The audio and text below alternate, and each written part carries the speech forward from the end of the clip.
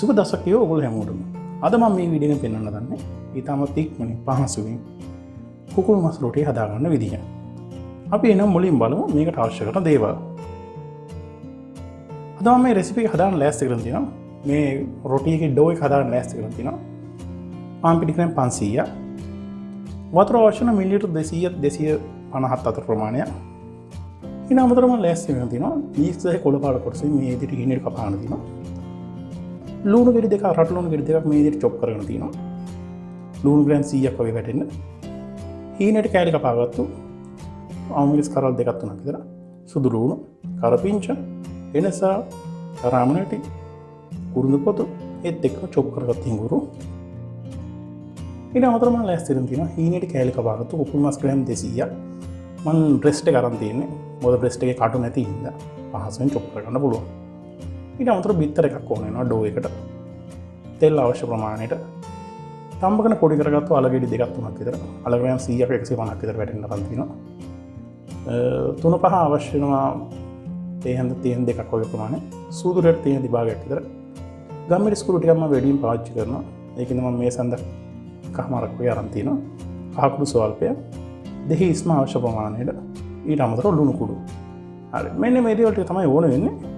අපි එහෙනම් බලමු කොහොමද මේ චිකන් රොටි එකේ ඩෝ එක හදාගන්නේ කියලා. මුලින්ම මේ වගේ සර්ෆස් එකට මේ විදිහට පිටි ටික දාගන්න. මේකට මම දාගන්න මේ විදිහට අවශ්‍යවන්ත ලුණු කුඩු දාගන්න මේක හොඳට කලවම් කරගන්න ඕනේ.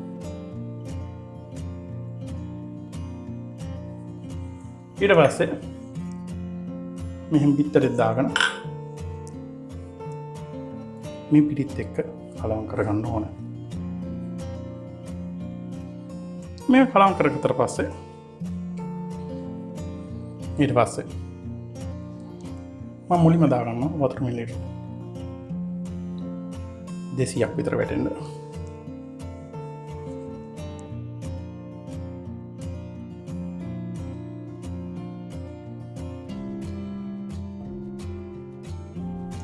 වතුර ගතිය මදි වගේ ඒකින්න මම මේකට තවත් වතුර මෙන්න මේ විදිහට මිලිලිටර් 25ක් විතර දාගෙන මේ වටේ තියෙන පිටි සේරම මෙහෙම එක්කව කරගෙන මේක විනාඩි 10ක් විතර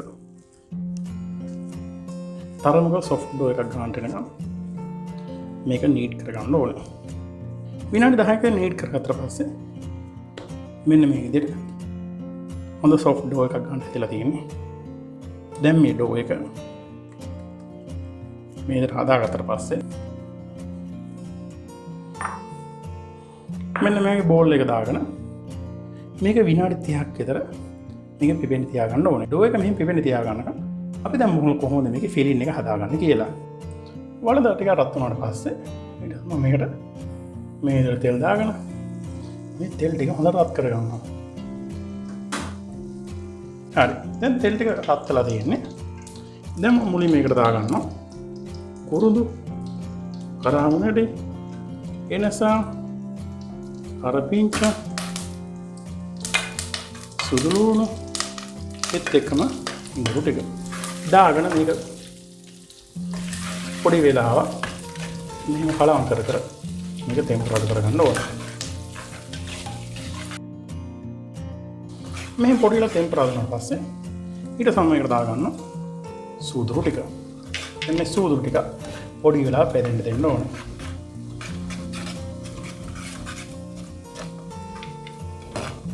දැන් සූදුරු ටිකක් බෙදලා තියෙන්නේ. දැන් ඊට පස්සේ මේකට දාගන්න අමු මිරිස් ඒත් එක්කම රට ලුණු ටික.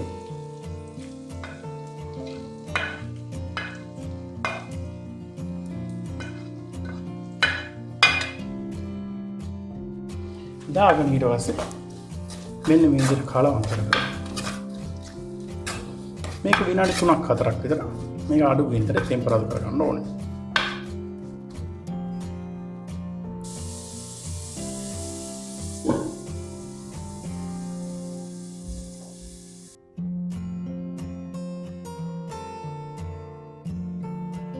විනාඩි 3ක් 4ක් විතර මේ විදිහට ලෝඩ් එක ටෙම්පරේචර් කරනාට පස්සේ ඊට සමයට දාගන්න මට පොඩි කෑලියට කපාගත්තු කුකුල් මස් ටික. දැන් මේ කුකුල් මස් ටික මෙන්න මේ විදිහට මේ ලුණුත් එක්ක කලවම් කර කර මේක විනාඩි 10ක් 15ක් විතර හොඳට කරගන්න ඕනේ.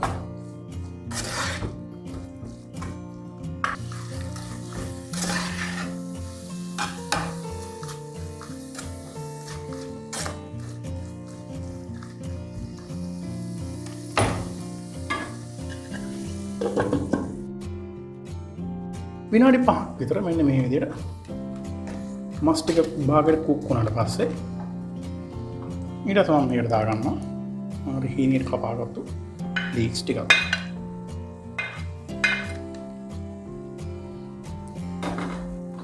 ඊට තමයි මේකට දාගන්නවා කහ කුරු ස්වල්පයක්.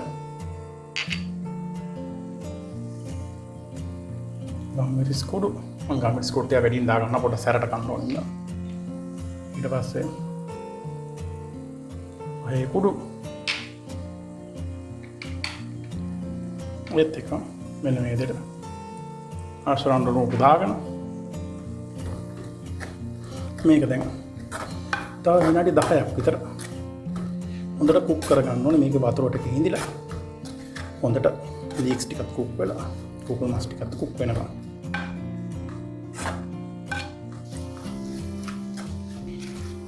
මේ විදිහට විනාඩි 10ක් විතර කුකුල් මස් ටික ලීක්ස් එක ටෙම්පරාදු කරගත්තා පස්සේ ඊට සමනයට දාගන්න මම පොඩි කරගත්තු ආල ටික. දැන් ඒ ආල ටික මෙන්න තවත් පොඩි කර කර මේ මස් එක හොඳට කලවම් කරගන්න ඕනේ.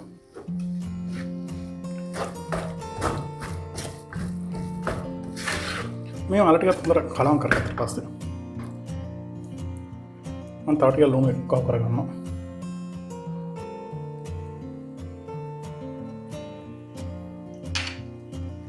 මේත් එක්කම මේ විදිහට දෙහිස්ම දාගෙන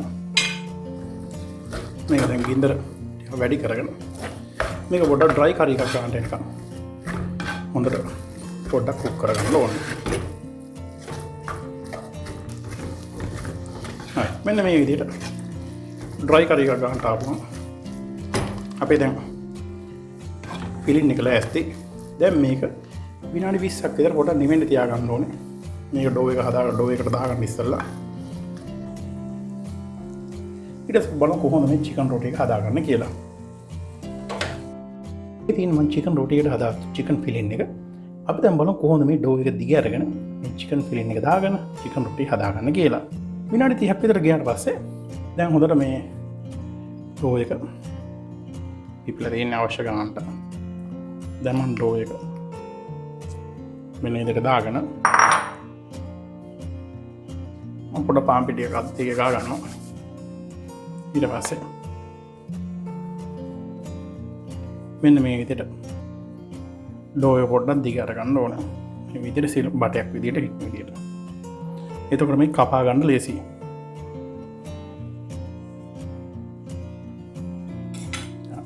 මේ විදිහට දිග අරගත්තට පස්සේ දැන් ඊට පස්සේ මම මේක මෙන්න මේ විදිහට හිටන විදිහට සමාන කොටස් වලින් මේ ඩෝ එක මෙන්න විදිහට කෑලි වෙන් කර ගන්නවා.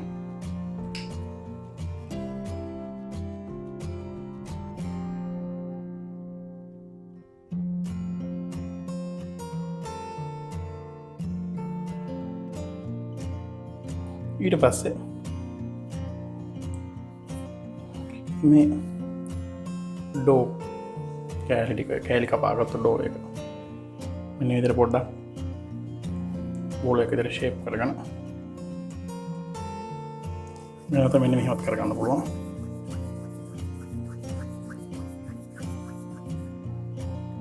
මේ හදාගෙන මේක මෙහෙම පැත්තකින් තියාගන්න ඕන. හරි මේ විදිහට ෂේප් කරගත්තට පස්සේ දැන් මේක විනාඩි 15ක් විතර ආව පොඩ්ඩක් පිපෙන්න තියාගන්න ඕනේ.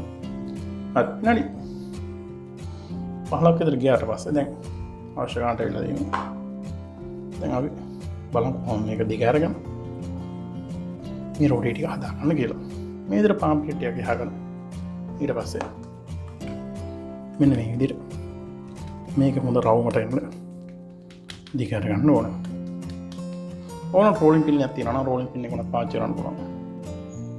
මම මේ විදිහට මේක අතින්ම දිගට ගන්නවා.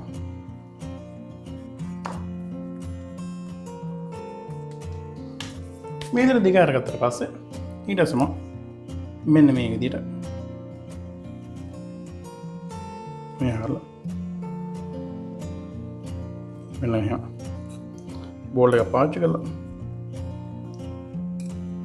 මෙන්න මේ විදිහට ඩෝ එක කපා ගන්නවා.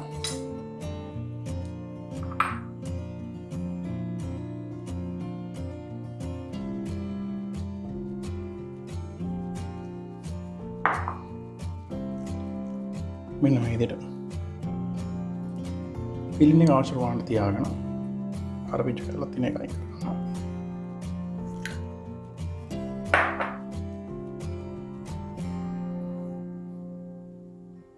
මුලින්ම මෙන්න මේ විදිහට එක කොනක් මෙන්න මෙහෙම එකව කරගන්නවා. මේ හරි මැදට ආවට පස්සේ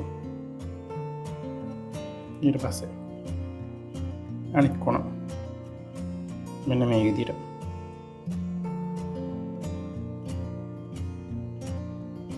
මෙන්න මෙහෙම සම්බන්ධ කරගන්නවා.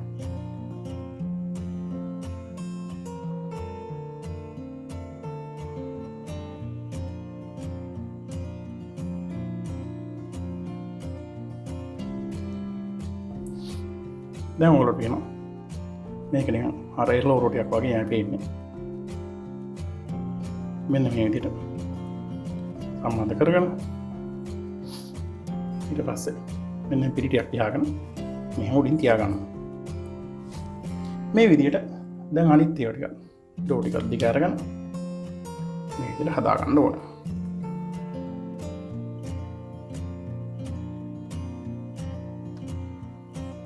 ඊට පස්සේ ලිපේ තියාගෙන මෙන්න මේ විදිහට ලිප් පත්තු කරගෙන මේක පොඩ්ඩක් රත් කරගන්න ඕන.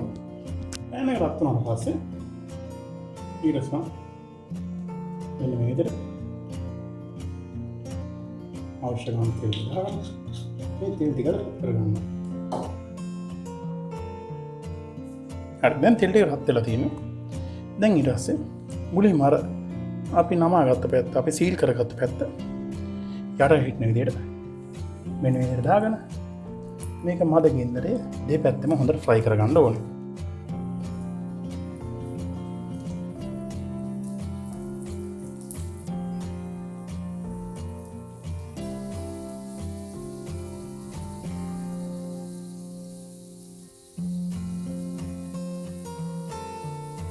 මේ විදිහට දෙපැත්තම බෙදගත්තට පස්සේ අපිට සේරම බෙදගෙන ඉවරයි. අපි දැන් බලමු කොහොමද මේක පිළිගන්නන්න කියලා.